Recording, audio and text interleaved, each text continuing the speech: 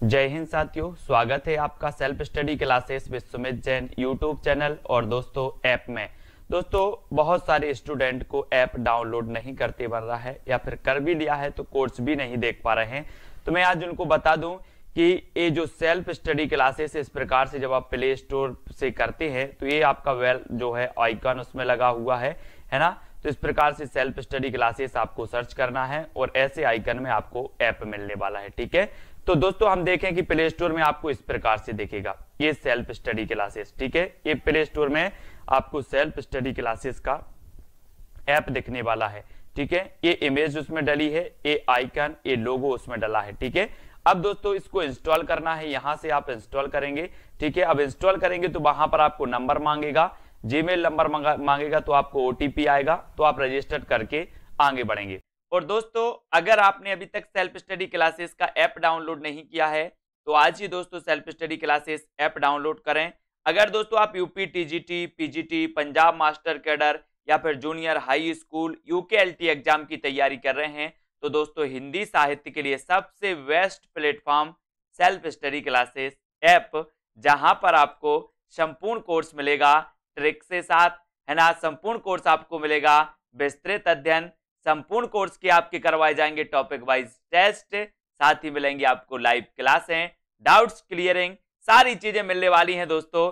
तो किस तिथि को हिंदी को राजभाषा बनाने का निर्णय लिया गया, ये क्वेश्चन कल आपने बताया था, कल आपको चैलेंज प्रश्न के रूप में इस प्रश्न का दिया गया था और बहुत सारे लोगों ने जो दोस्तों बताया है उत्तर, वो बताया है क्या 14 सितंबर 1949, है ना। ये आपका सी नंबर बिल्कुल सही है था। ठीक है, अब आज का सेशन अपन स्टार्ट करेंगे। आप लोग तैयार रहे उत्तर बताने के लिए।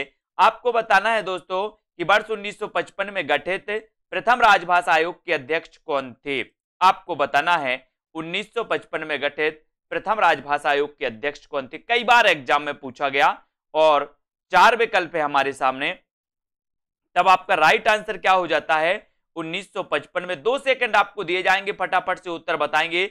और आपने बिल्कुल सही आंसर दिया है कि सर बीजी खैर साहब जो थे ये 1955 में गठित राजभाषा आयोग के क्या थे, अध्यक्ष थे। और उत्तर चला जाता है विकल्प नंबर 1 की तरफ। ठीक है, ये नंबर आपका बिल्कुल सही हो जाता है। अगला क्वेश्चन आपसे पूछा जाएगा, बघेली बोली का संबंध किस उपभाषा से है। बघेली का संबंध आपको बताना है किस उपभाषा से है बघेली का संबंध। 4 विकल्प हैं, 2 सेकंड आपको दिए जाते हैं। हमने दोस्तों बघेली को कई बार पढ़ा, है ना, और अपन ने पढ़ा था अब छत्तीसगढ़ी। अब छत्तीसगढ़ी यानी कि आ से अवधी, बा से बघेली और छत्तीसगढ़ी से छत्तीसगढ़ी। इसका संबंध कौन से है इन तीनों का? इन तीनों का संबंध है पूर्वी हिंदी। और पूर्वी हिंदी का जो उदय होता है वो किससे होता है? अर्धमागधी। अर्धमागधी अपभ्रंश से दोस्तों पूर्वी हिंदी का उदय माना जाता है ना। ये याद रख लेना, अर्धमागधी अपभ्रंश से पूर्वी हिंदी। और पूर्वी हिंदी की 3 बोलियां हैं, अब छत्तीसगढ़ी, अवधी बघेली और छत्तीसगढ़ी। ठीक है, अगला क्वेश्चन है, भाषा के आधार पर राज्यों की पुनः संरचना किस वर्ष की गई? किस वर्ष पर की गई भाषा के आधार पर बताइए? 1952, 54, 53 या फिर 56 में। ये क्वेश्चन तो कई बार आया है और पूछा ही जाता है, जीके में भी पूछ लिया जाता है, हिंदी में भी पूछ लिया जाता है। ऐसा क्वेश्चन है, ऑलराउंडर क्वेश्चन, जीके में भी आता है। तो यहां पर याद रख लेना कि भाषा के आधार पर राज्यों की पुनः संरचना किस वर्ष की गई थी। तो आपका राइट आंसर है 1956 में। कब की गई थी? 1956। और डी नंबर आपने बिल्कुल सही बताया। ठीक है, डी नंबर। अगला क्वेश्चन आपको बताना है कि भाषाई आधार पर सर्वप्रथम किस राज्य का गठन किया गया। भाषाई आधार पर बताना है दोस्तों, वो राज्य कौन सा है। ये क्वेश्चन भी जीके का भी है और हिंदी का भी है। तो बताओ भाषाई आधार पर सर्वप्रथम किस राज्य का गठन हुआ है।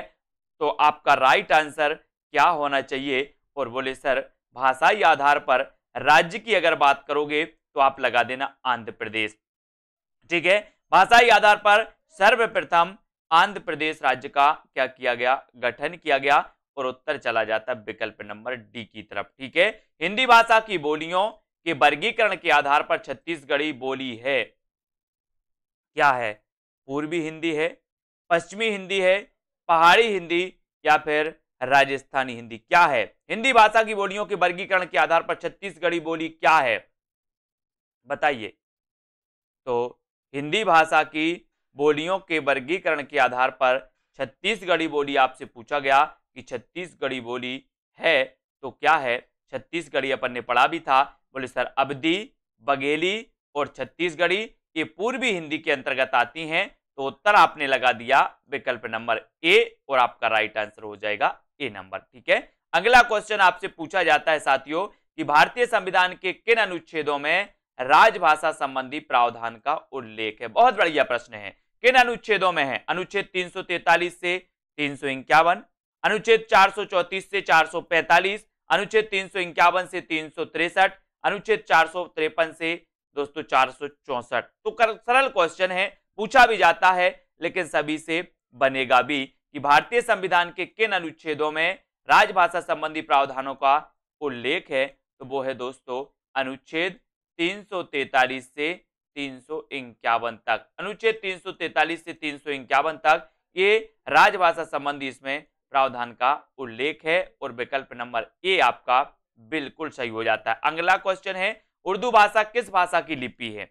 बताइए, उर्दू भाषा किस भाषा की लिपि मानी जाती है? हिब्रू की, अरबी, तुर्की या फारसी की? इससे पहले तो हमने पढ़ा कि सर देवनागरी हमारी हिंदी की जो लिपि है वो देवनागरी है ना। मराठी की लिपि देवनागरी है। और दोस्तों उर्दू भाषा किस भाषा की लिपि है ये आपसे पूछा गया। तो उर्दू भाषा जो है वो फारसी की लिपि है। काहे की? फारसी। और उत्तर किसकी तरफ चला जाता है? विकल्प नंबर डी की तरफ। ठीक है, ये छोटे छोटे क्वेश्चन आपके कई बार पूछे जाते हैं दोस्तों, इन क्वेश्चन के लिए हमें तैयार रहना है। ठीक है, अगला क्वेश्चन आपको बताना है कि अंग्रेजी भाषा की लिपि कौन सी है। अंग्रेजी भाषा की लिपि आपको बताना है। अंग्रेजी भाषा के बारे में हमने पढ़ा था कि अंग्रेजी को 22 भाषाएं जो हमारी संविधान की 8वीं अनुसूची में सम्मिलित की गई हैं, उन 22 भाषाओं में से अंग्रेजी को शामिल नहीं किया गया, जबकि अंग्रेजी को राजभाषा का दर्जा प्राप्त है। दोस्तों 30 का उत्तर आपको बताना है। तो अंग्रेजी भाषा जो की लिपि है जो वो है दोस्तों वो कौन सी है? रोमन लिपि। कौन सी लिपि है? रोमन। और उत्तर हो जाता है आपका विकल्प नंबर डी, रोमन लिपि राइट आंसर हो जाएगा। अगला क्वेश्चन आपको यहां पर चयन करना है। अगला क्वेश्चन है खड़ी बोली किस हिंदी की भाषा है? खड़ी बोली किस हिंदी की भाषा है? इसका उत्तर आपको चयन करना है। चयन करेंगे सभी लोग, यहां पर आ जाते हैं। खड़ी बोली किस हिंदी की भाषा मानी जाती है? इसका उत्तर आपको चयन करना है। क्या सही हो जाएगा? तो खड़ी बोली किस हिंदी की भाषा मानी जाती है? तो बोले सर ये खड़ी बोली का अपन ने पढ़ा था कि खड़ी बोली को कोरबी भी कहा जाता है। कोरबी कहा जाता है, इसका एक अन्य नाम क्या है? कोरबी है। और दोस्तों हिंदी का जो वर्तमान में प्रचलित रूप है वो खड़ी बोली ही है ना। और खड़ी बोली किस हिंदी की भाषा है? तो वो पश्चिमी हिंदी की है। और उत्तर चला जाता है विकल्प नंबर सी की तरफ। ठीक है, अगला क्वेश्चन है आपका, आपको बताना है कि मध्यकालीन आर्य भाषा किससे कहा गया? मध्यकालीन आर्य भाषा किससे कहा गया? पूर्वी हिंदी को, प्राकृत हिंदी को, पहाड़ी हिंदी या फिर बिहारी हिंदी को? तो बताइए मध्यकालीन आर्य भाषा किससे कहा गया? आंसर आपको चयन करना है। और आपने जो चयन किया है कि सर मध्यकालीन आर्य भाषा की अगर आप बात करोगे तो उत्तर आपका सही हो जाता है क्या? विकल्प नंबर बी, प्राकृत हिंदी को मध्यकालीन आर्य भाषा कहा गया। और राइट आंसर आपका हो जाएगा विकल्प नंबर वी, जो कि सभी लोगों ने बताया। अगला क्वेश्चन आपकी स्क्रीन पर है। अगला क्वेश्चन आपको बताना है, उत्तर क्या हो जाएगा? स्वरसेनी अपभ्रंश से कौन सी भाषा विकसित हुई? स्वरसेनी अपभ्रंश से आपको चयन करना है, कौन सी भाषा विकसित हुई? चयन करिए सभी लोग।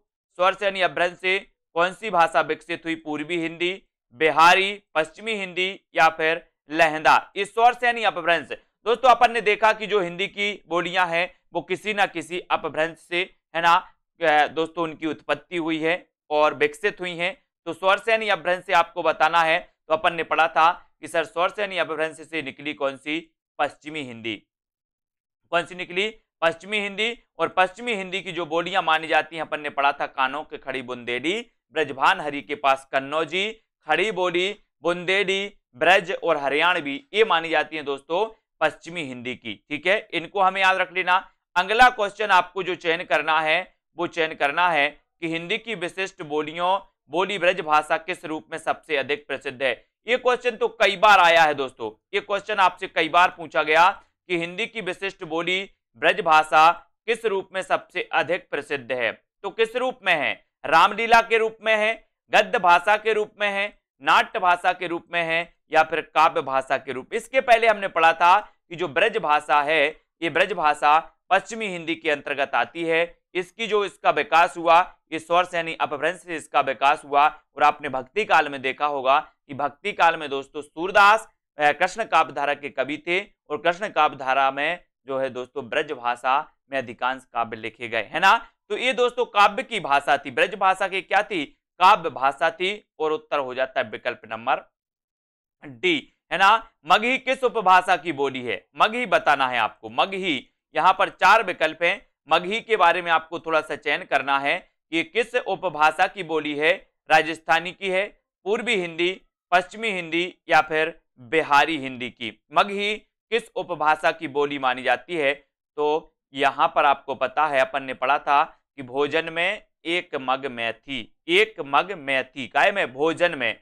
तो इसको याद रखने बोले बिहारी के भोजन में एक मग मैथी डाल दो। तो बिहारी से बिहारी हिंदी, और बिहारी हिंदी के अंतर्गत जो आती है भोजन से बना भोजपुरी, ठीक है। दूसरा दोस्तों मग से बना मगही, और मैथी से बना मैथिली। तो ये 3 जो बोलियां हैं दोस्तों, ये बिहारी हिंदी के अंतर्गत आती हैं, और मगही भी बिहारी हिंदी के अंतर्गत आती हैं। बोले भोजन में एक मग मैथी, है ना। ऐसे हमें याद रखना है।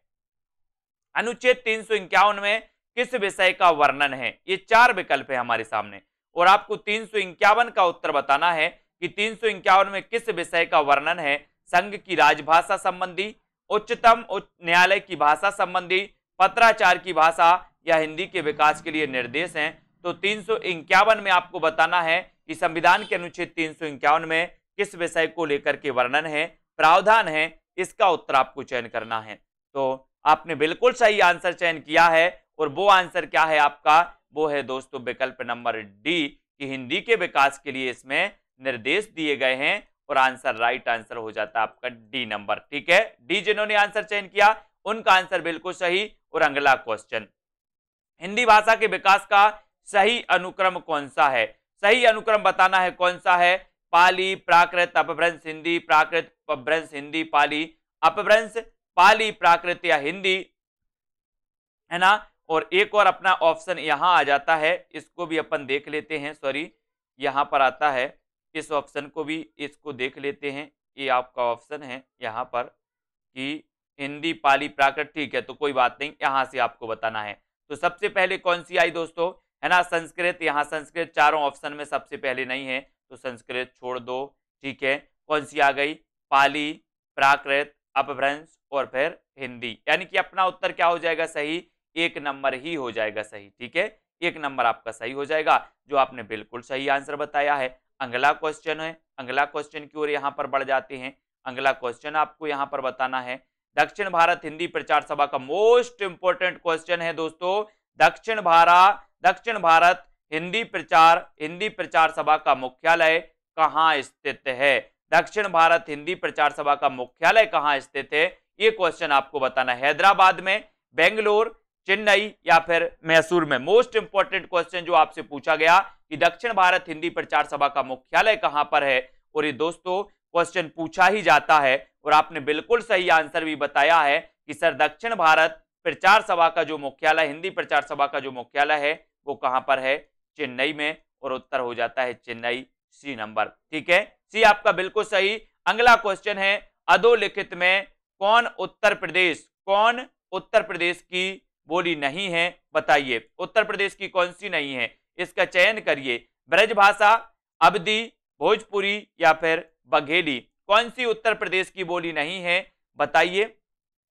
और ब्रज तो है, अवधी भी है, बघेली भी है, भोजपुरी भी है, लेकिन कौन सी नहीं है? बघेली नहीं है, है ना। ये बघेल खंड से संबंधित आती है दोस्तों।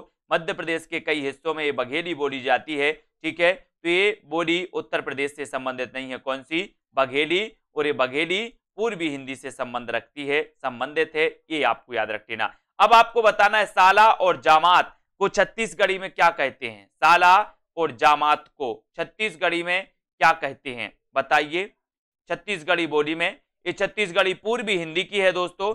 तो साला और जामात को छत्तीसगढ़ी में क्या कहते हैं? ये क्वेश्चन पूछा गया है, और उत्तर है कि साला को सारा और जामात को जांबर, है ना, सारा और जांबर, ये छत्तीसगढ़ी में कहा जाता है और उत्तर बी नंबर आपका बिल्कुल सही हो जाता है। ठीक है, फिर अगला क्वेश्चन आपकी स्क्रीन पर, बहराइच, सुल्तानपुर, रायबरेली किस बोली के ये क्षेत्र माने जाते हैं? बहराइच, सुल्तानपुर, रायबरेली किस बोली के क्षेत्र है? छत्तीसगढ़ी, बघेली, ब्रजभाषा या फिर अवधी के? बताइए क्वेश्चन का आंसर। बहराइच, सुल्तानपुर, रायबरेली किस बोली के क्षेत्र माने जाते हैं? तो आपने बिल्कुल सही आंसर चयन किया है कि सर बहराइच, सुल्तानपुर और रायबरेली ये अवधी के क्षेत्र हैं। काय के? अवधी के, अवधी यानी डी नंबर, डी आपका अवधी बिल्कुल सही हो जाएगा। इनको आपको डी नंबर याद रखना। ठीक है, अयऊ शब्द निम्न में से किस बोली का शब्द है? बताइए, अयऊ जो है ये शब्द बताओ किस बोली का शब्द है? ऐसे भी क्वेश्चन आते हैं, ये कुछ गिने चुने शब्द होते हैं जो आपसे पूछे जाते हैं। तो किस बोली का शब्द है? 4 विकल्प हैं, भोजपुरी, अवधी, खड़ी बोली या फिर ब्रज भाषा के। तो ये राइट आंसर आपको चयन करना है। और बोले सर इतना अच्छा क्वेश्चन है, इतना सरल क्वेश्चन है कि अयऊ शब्द किस बोली का शब्द है? तो उत्तर चला जाता है ब्रज की तरफ और ब्रज आपका सही हो जाता है सी नंबर। ठीक है, सी आपका राइट आंसर। खड़ी बोली को किस अन्य नाम से जाना जाता है? खड़ी बोली को किस अन्य नाम से जाना जाता है? बताइए। ये क्वेश्चन कई बार आया और मैंने भी आपको बताया है कि पश्चिमी हिंदी में दोस्तों हरियाणवी और खड़ी बोली ऐसी हैं, जैसे हरियाणवी का दूसरा नाम बांगरू है और दोस्तों खड़ी बोली का जो दूसरा नाम है जो आपसे पूछा गया है वो उत्तर तो आपको बताना है कि बोले सर खड़ी बोली को किस अन्य नाम से जाना जाता? तो उत्तर चला जाता है कोरबी बोली। कोरबी यानी बी आपका सही हो जाएगा। भाषा वह साधन है जिसके द्वारा मनुष्य अपने विचार दूसरों तक भली भांति प्रकट कर सकता है। ये कथन किसका है? ये कथन आपको बताना है, ये कथन किसका है? तो भाषा वह साधन है जिसके द्वारा मनुष्य अपने विचार दूसरों तक भली भांति प्रकट कर सकता है। ये कथन किसका है? तो ये कथन और एक क्वेश्चन ये बहुत ही बढ़िया है, कई बार पूछा गया है और ये कहा था कामता प्रसाद गुरु ने कि भाषा वह साधन है जिसके द्वारा मनुष्य अपने विचारों को एक दूसरे तक भली भांति प्रकट कर सकते हैं। और उत्तर आपका बी की तरफ चला जाता है, बी नंबर आपका बिल्कुल सही हो जाता है। और अगले क्वेश्चन की ओर हम यहाँ पर बढ़ेंगे कि भारत में सर्वाधिक बोली जाने वाली भाषा कौन सी है? इसका उत्तर आपको कमेंट में देना है। आज का चैलेंज प्रश्न है, वो सभी बंदे, वो सभी जिन्होंने देखा है और जिनको उत्तर पता है उनका कमेंट आना चाहिए, है ना। भारत में सर्वाधिक बोली जाने वाली जो भाषा है वो बोली जाने वाली भाषा कौन सी है? सर्वाधिक बोली जाने वाली भाषा कौन सी है? इसका उत्तर आपको बताना है। ठीक है, सभी लोग कमेंट में लिखेंगे उत्तर आपका क्या होता है। आपका चैलेंज प्रश्न है। और इसी प्रकार रात्रि 8 बजे रोज हम दोस्तों हिंदी व्याकरण, हिंदी भाषा से संबंधित महत्वपूर्ण प्रश्न जो परीक्षाओं में आए हुए हैं उन प्रश्नों को पढ़ते हैं। ठीक है, तो इस सीरीज से सभी लोग निरंतर जुड़े रहें। और आज के वीडियो के लिए दोस्तों इतना ही। सभी लोग सेल्फ स्टडी क्लासेस ऐप जरूर डाउनलोड कर लें और जिनको भी कोर्स में एडमिशन लेना है वो जल्दी एडमिशन ले लें साथियों। ठीक है, आज के वीडियो के लिए बस इतना ही। जय हिंद। बहुत सारे स्टूडेंट को ऐप डाउनलोड नहीं करते बन रहा है या फिर कर भी लिया है तो कोर्स भी नहीं देख पा रहे हैं। तो मैं आज उनको बता दूं कि ये जो सेल्फ स्टडी क्लासेस इस प्रकार से जब आप प्ले स्टोर से करते हैं तो ये आपका वेल जो है आइकन उसमें लगा हुआ है ना। तो इस प्रकार से सेल्फ स्टडी क्लासेस आपको सर्च करना है और ऐसे आइकन में आपको ऐप मिलने वाला है। ठीक है, तो दोस्तों हम देखें कि प्ले स्टोर में आपको इस प्रकार से दिखेगा ये सेल्फ स्टडी क्लासेस। ठीक है, ये प्ले स्टोर में आपको सेल्फ स्टडी क्लासेस का ऐप दिखने वाला है। ठीक है, ये इमेज उसमें डली है, ये आइकन, ये लोगो उसमें डला है। ठीक है, अब दोस्तों इसको इंस्टॉल करना है, यहां से आप इंस्टॉल करेंगे। ठीक है, अब इंस्टॉल करेंगे तो वहां पर आपको नंबर मांगेगा, जीमेल नंबर मांगेगा, तो आपको ओटीपी आएगा, तो आप रजिस्टर करके आगे बढ़ेंगे।